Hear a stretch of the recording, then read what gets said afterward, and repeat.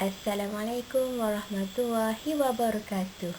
Pembelajaran pada hari ini, modul 3, Perjuangan Rakyat ke arah Kemerdekaan Tanah Air, menerusi topik 3.3, Ancaman Komunis dan Perisytiharan Darurat 1948. Subtopik pembelajaran pada hari ini akan memberi penekanan terhadap ancaman dan keganasan komunis di negara kita. Rujukan boleh dibuat menerusi buku teks halaman 148 sehingga 151. Apakah yang dimaksudkan dengan ancaman komunis di negara kita? Mari kita lihat. Gerakan komunis antarabangsa telah menganjurkan persidangan di Calcutta, India. Antara persidangan tersebut adalah seperti: yang pertama, persidangan Kongres Belia Asia yang berlangsung pada 19 Februari 1948 hingga 25 Februari 1948. Yang kedua, persidangan Parti Komunis India yang telah diadakan pada Mac 1948.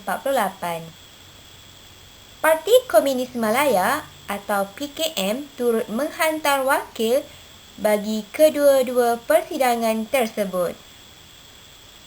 Menerusi persidangan yang dijalankan, pengikut komunis di kawasan yang dijajah digesa untuk memperhebat perjuangan bagi menentang kuasa imperialis di setiap negara Asia. Jawatan Kuasa Eksekutif Pusat PKM melancarkan perjuangan bersenjata untuk menubuhkan Republik Komunis di Tanah Melayu. Oleh yang demikian, British telah bertindak mengisytihar darurat. Rentetan daripada perkara tersebut, Parti Komunis Malaya telah bertindak balas. Antara tindakan yang dilakukan, Parti Komunis Malaya telah melumpuhkan ekonomi dan infrastruktur di Tanah Melayu. PKM juga turut mengancam keselamatan rakyat di sana. Untuk pengetahuan anda semua, ancaman dan keganasan komunis di negara kita terbahagi kepada dua perkara, iaitu yang pertama, perisytiharan darurat dan tindakan yang diambil oleh komunis menerusi 4 cara. Walau bagaimanapun, mari kita lihat dahulu berkaitan dengan pengisytiharan darurat. Bagaimanakah darurat diisytiharkan di Tanah Melayu? Pada 16 Jun 1948, pihak komunis telah membunuh 3 orang pengurus ladang Eropah di Sungai Siput, Perak. Mangsa yang telah dibunuh adalah: yang pertama, Arthur Walker, yang kedua, John Ellison, dan yang ketiga, Ian Christian. Menerusi peristiwa tersebut, pihak British telah mengisytiharkan darurat menerusi Sir Edward Gent, yang ketika itu merupakan pesuruhjaya tinggi British di Tanah Melayu.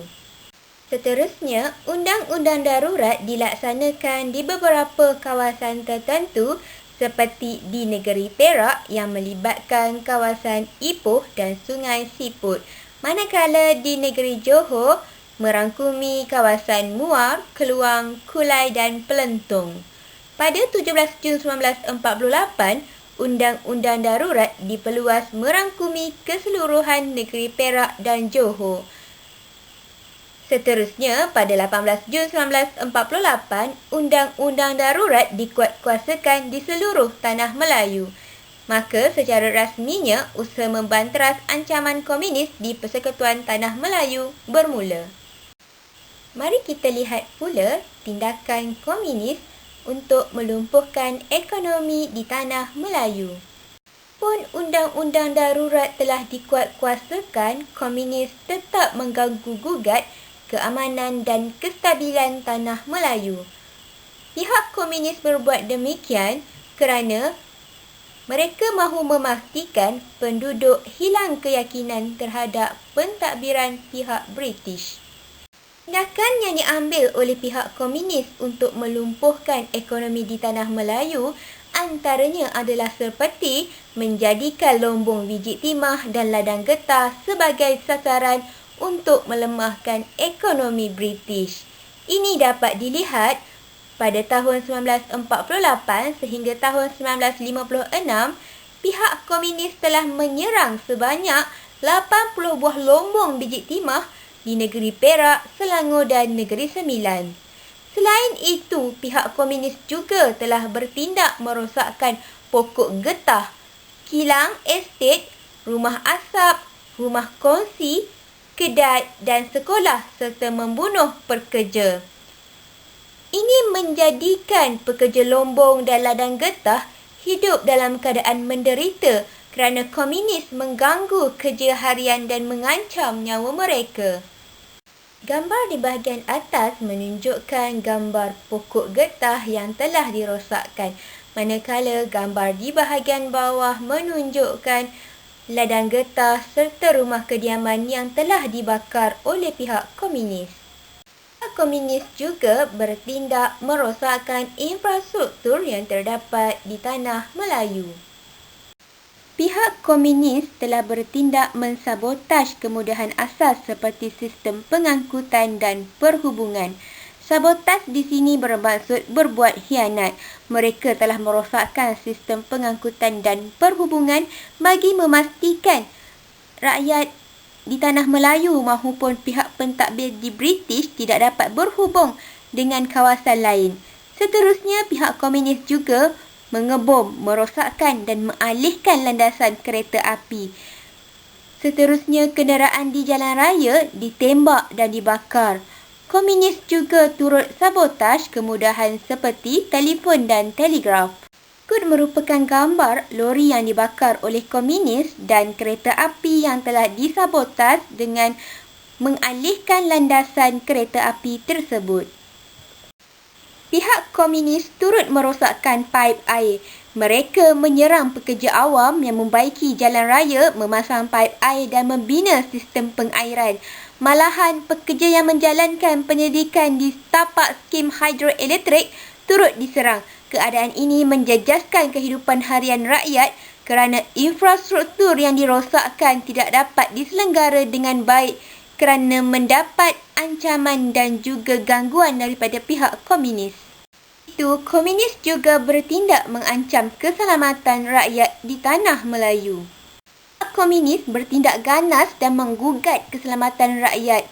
Mereka mengugut, mensabotaj, menyerang, melakukan kekejaman, menganiaya, menculik, merampas, membakar harta benda dan membunuh penduduk yang enggan memberikan kerjasama dengan pihak komunis. Pada 5 Julai 1949, pihak komunis telah mencampak bom tangan di Sheung Circus, Kampar, Perak. Seramai 46 orang cedera parah dan 4 orang mati. Ini dapat memperlihatkan bahawa kekejaman komunis menyebabkan rakyat sengsara dan menderita. Berikut merupakan statistik orang awam yang terbunuh, tercedera dan hilang pada tahun 1948 sehingga 1960, iaitu ketika tanah Melayu berada dalam keadaan yang tidak stabil.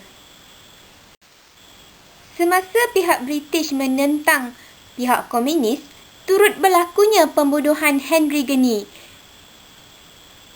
Kronologinya begini, pada 13 September 1948, Sir Henry Geni dilantik sebagai Pesuruhjaya Tinggi British bagi menggantikan Sir Edward Gen. Namun demikian, pada 6 Oktober 1951, Sir Henry Geni telah menjadi mangsa serang hendap komunis ketika berada di Jalan Kuala Kubu Baru dalam perjalanan ke Bukit Fraser. Malahan, komunis juga bertindak mengancam pasukan keselamatan yang menjaga pertahanan tanah air ketika itu. Parti Komunis Malaya atau PKM menyasarkan pasukan keselamatan. Oleh yang demikian, mereka bertindak menyerang balai polis. Keadaan ini mencetuskan suasana huru-hara. Dan ini menunjukkan bahawa ketidakupayaan kerajaan untuk melindungi keselamatan penduduk. Berikut merupakan gambar pasukan keselamatan yang sedang bertugas untuk membanteras ancaman komunis. Jadual di bawah merupakan statistik anggota keselamatan yang telah terkorban dan tercedera pada tahun 1948 sehingga 1960. Anda boleh lihat berikut merupakan kronologi serangan komunis terhadap pasukan keselamatan yang telah berlaku di beberapa buah negeri Tanah Melayu seperti Johor, Pahang, Kelantan, Selangor, Perak dan juga Kedah. Tamatlah sudah pembelajaran kita pada hari ini mengenai ancaman dan keganasan komunis di negara kita meliputi dua aspek utama iaitu pengisytiharan darurat yang dilakukan oleh pihak British bagi menentang komunis dan juga tindakan yang diambil oleh komunis sebagai tindak balas terhadap darurat yang diisytiharkan menerusi 4 cara iaitu yang pertama pihak komunis melumpuhkan ekonomi, yang kedua merosakkan infrastruktur, yang ketiga mengancam keselamatan rakyat dan yang keempat mengancam pasukan keselamatan. Rumusan yang boleh dibuat menerusi pembelajaran pada hari ini memperlihatkan bahawa pihak komunis berusaha untuk mewujudkan sebuah kerajaan Republik Komunis di Tanah Melayu. Oleh yang demikian, mereka telah bertindak mengancam keamanan negara untuk merealisasikan matlamat tersebut. Walau bagaimanapun, rakyat dan pihak kerajaan telah bekerjasama membanteras ancaman komunis.